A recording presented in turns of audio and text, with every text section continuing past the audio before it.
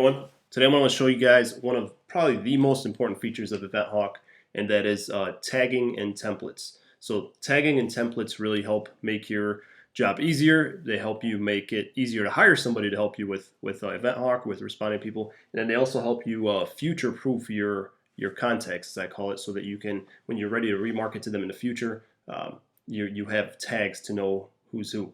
So you're going to go to settings for both of these, and we'll start with templates. Templates are just basically uh, responses that you preset so that you don't have to keep sending the same thing over and over to people. So when somebody, for example, tells me my price is too high, I already have a template as to what I'm going to say to them. So you guys should already have a couple templates already in there. When I send a quote to somebody, I have a template to send my tent quote, my movie screen quote. Each one I have a different one. If somebody's outside of my service area, I tell them this. And basically all you got to do to add a template is you just go to settings, click on templates, add template, and then you pick if you want it text or email. So all you got to do is call it, say, test example, and boom. That's it. Now you'll see it right here. I'm going to go ahead and delete it. So how do you use templates? So if you go to a conversation and you want to use a template, for example, and I want to respond to this person, I don't know. Yeah, it should work right here. The Facebook message, wasn't sure if it would let me. So all you got to do is click this use a template down here, and then from the drop down, and let's say she said I was too expensive, I'll pick this one here and I'll send this. I'm not going to hit send, but it'll pre-fill here. All you got to do is hit send. Now, a big concern is, for example, if we use this one here, it'll already pre-fill people's names in here. Sometimes it won't do that until you hit send. So if it says like contact first name, no worries, hit send. I promise it's gonna go ahead and switch over that to their name. So let me show you how to go ahead and pre-fill their names. If you go to settings and you go back to templates, and we're gonna create a template. Let's say it's a text template, and you're gonna use these custom values here. So I would say, hey, and then let's say I want to dynamically fill their name. I click on custom values, and I'm going to go to contact, and then I want to use their first name. Click here. That's it. So now every time I send it to somebody, it will look like this until I hit send. Once I hit send, this will be replaced with their first name. Now, a big mistake that you may make, be careful not to do this, is using user.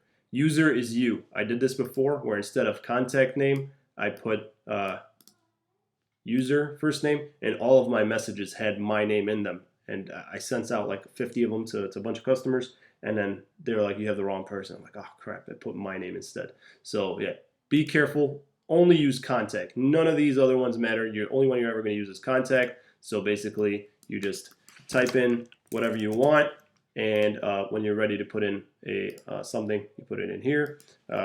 Is this the best email for me to send a quote to? And for example, I want to use their email like that. It'll automatically fill in their email. And that's how you use templates. The next one is tags. Tags here are, I have way too many in this one. Let me give you guys a better example. Let's do this one here. So tags are basically going to display the customer journey for you. They're going to tell you a little bit about the customer. A lot of these tags are automatically applied. For example, when they fill out a coupon form, they should already be marked with this tag. If they come in through Facebook Messenger, they should already be tagged with this tag. But some of them you will need to add in and use yourself. For example, if a customer says, you know what, I got to talk to my husband and I'll get back to you in a couple days. Obviously try to close a sale, but if for whatever reason you have to wait, then mark them follow-up, and that's going to put them in the follow-up pipeline. Or create your own. For example, we use not interested a lot if we're not going to book somebody. But why aren't they interested? Are they not interested because of price? Because they're too far? Because their date's not available? If you use these tags when you're ready to remarket to people, for example, you can send the people that didn't book with you because of price a different message than the people that didn't book with you because they were out of your area. Those people, you probably want to exclude them from all your messages. So these tags are really, really important. You could easily create a tag here, and it'll be added to your tags. But the even easier way to create a tag is while you're in a conversation. Um, so for example, if I'm in here and I'm talking to this person and I want to tag her as, you know, test tag, for example. So I could just start writing and it'll automatically start showing me some of the tags that I have. But if it's not there, it'll say you can add this tag here. And I'll just click and now I have this tag and it'll show up in my tags. If I go to settings and tags, should be able to see here, and here it is. All right, guys, so yeah, this feature I would highly recommend you use. I didn't use this for a while, and I do regret it because now I don't really, I could send a mass text out to all my people, but it's a lot of them are going to respond back and saying, hey, you know, I'm not even in your delivery area, or are they going to, you know, for whatever reason, you know, you want to mark people, you can mark them based on behavior. For example, if they had a bad experience with you, maybe you want to, you know, you don't want to mess with them at all.